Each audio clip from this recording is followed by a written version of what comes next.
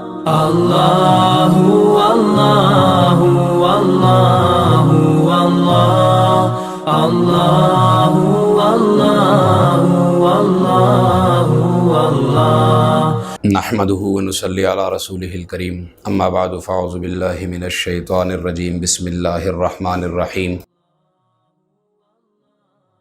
يا ايها الذين امنوا كتب عليكم الصيام كما كتب على الذين من قبلكم لعلكم تتقون صدق الله العظيم. معزز سامعین، السلام علیکم ورحمۃ اللہ تعالی وبرکاتہ. آج کی نشست میں رمضان المبارک کے فضائل کا بیان ہوگا. جیسا کہ ہم جانتے ہیں کہ رمضان المبارک کا مہینہ بہت ہی بابرکت ہے. مسلمانوں کے لیے خاص طور پر اس کی بہت زیادہ اہمیت ہے. شاید اتنا اہتمام کسی مذہب کے ماننے والے لوگ کسی مہینے کے لیے نہ کرتے ہوں جتنا اہتمام اس رمضان المبارک کا پوری دنیا میں ہوتا ہے. یہ اللہ کا عجیب احسان ہے ہم پر. الحمدللہ ثم الحمدللہ. کوئی کتنا بھی گناہ گار مسلمان کیوں نہ ہو، رمضان المبارک میں ایک نیکی کا ماحول بن جاتا ہے. ہر انسان کچھ نہ کچھ مساجد کی طرف لوگ متوجہ ہو جاتے ہیں، گھروں میں مصلے بچھ جاتے ہیں. الحمدللہ ایک روحانیت کا ماحول پیدا ہو جاتا ہے، قرآن مجید کی تلاوت شروع ہو جاتی ہے، صدقہ خیرات بڑھ جاتا ہے. یہ رمضان کی برکات ہے. رمضان المبارک کے بارے میں اللہ تعالیٰ نے سورہ بقرہ آیت نمبر 183 میں ارشاد فرمایا، یا ایھا الذین آمنوا، اے ایمان والو، کتب علیکم الصیام، تم پر روزہ فرض کیا گیا. کما کتب علی الذین من قبلکم، جیسے تم سے پہلے لوگوں پر فرض کیا گیا.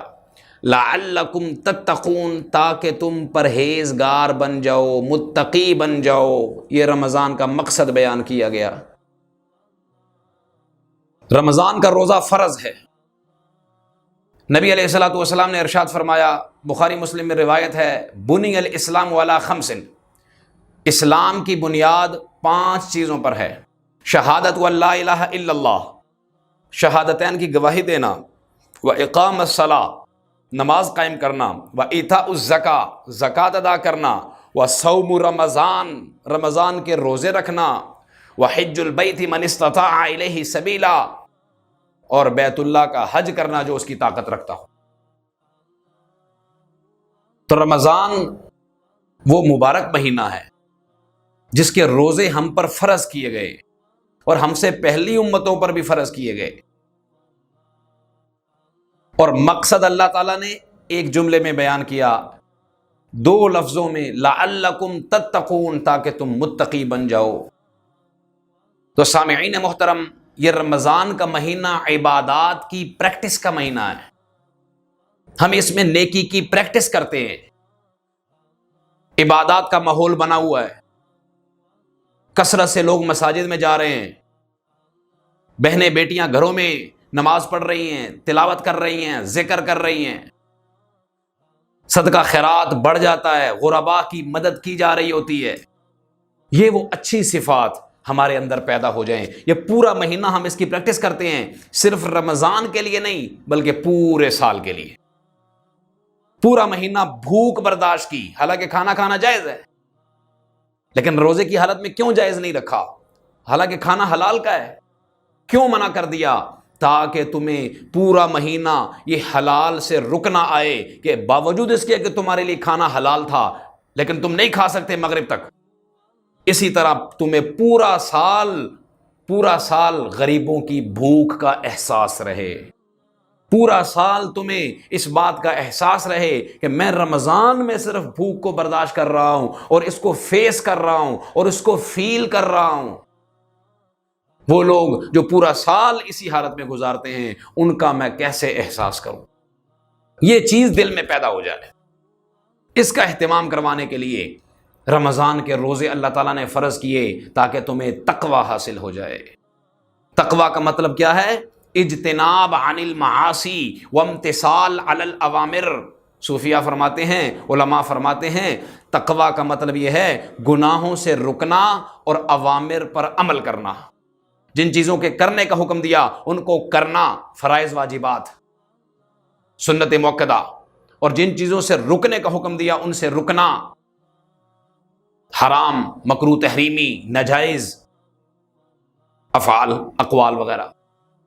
تو اس مہینے کے بہت زیادہ فضائل ہیں۔ بخاری مسلم میں حضرت ابو ہریرہ رضی اللہ تعالی عنہ سے روایت ہے، جناب نبی کریم خاتم النبیین صلی اللہ علیہ وسلم نے ارشاد فرمایا، اذا دخل رمضان، جب رمضان کا مہینہ داخل ہوتا ہے، فتحت ابواب الجنہ، جنت کے دروازے کھول دیے جاتے ہیں، وغلقت ابواب جہنم، اور جہنم کے دروازے بند کر دیے جاتے ہیں، کلوز کر دیے جاتے ہیں، وسلسلت الشیاطین، اور شیاطین کو قید کر دیا جاتا ہے، باندھ دیا جاتا ہے۔ یہ ایک ترغیب ہے۔ پھر ہمارے ذہن میں سوال آتا ہے کہ شیاطین بند ہیں تو پھر لوگ گناہ کیوں کرتے ہیں؟ لوگ گناہ کیوں کرتے ہیں؟ رمضان میں بھی بہت سارے گناہ ہمیں دیکھنے میں آتے ہیں۔ تو اس کا جواب یہ ہے کہ گناہ انسان دو وجہ سے کرتا ہے۔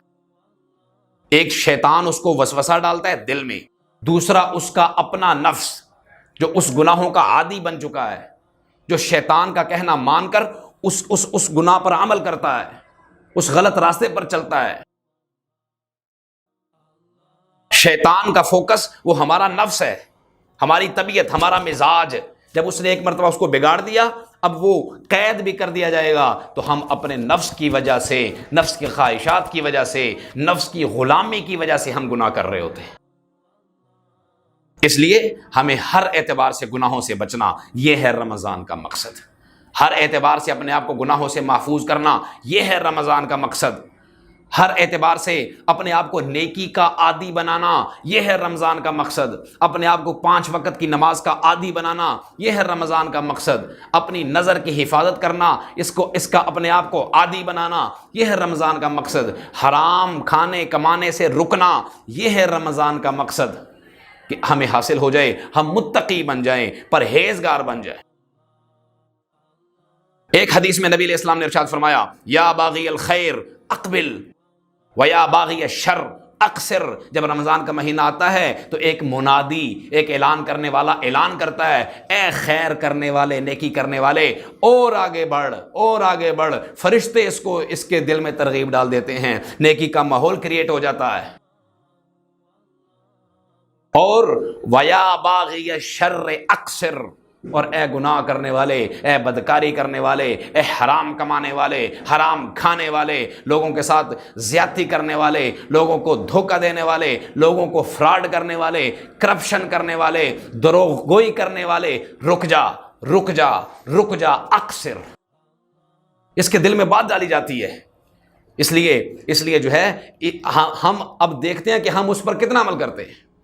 مجھے نیکی کا ماحول مہیا کر دیا گیا، گناہ کرنے تھوڑے سے مشکل کر دیے گئے، جنت کے دروازے کھول دیے گئے، جہنم کے دروازے بند کر دیے گئے، شیاطین کو قید کر دیا گیا۔ اب اگر میں نیکی کے راستے پر نہیں آتا تو میری بدبختی۔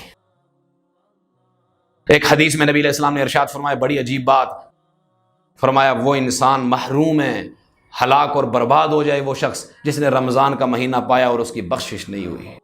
اتنا خیر کا مہینہ جس میں ایک نفل فرض کے برابر ہو جاتا ہے، اور ایک فرض وہ 70 فرضوں کے برابر چلا جاتا ہے۔ نیکی کا ریٹ بڑھ جاتا ہے، نیکیوں کا سیزن ہم کہہ سکتے ہیں۔ جیسے ہوتا ہے نا لوٹ مار سیزن، سیل لگ جاتی ہے اور لوگ چیزیں زیادہ وافر مقدار میں لے لیتے ہیں کیونکہ سستی مل رہی ہے، تھوڑے پیسوں میں زیادہ چیز مل رہی ہے، تھوڑی نیکی پر زیادہ اجر مل رہا ہے۔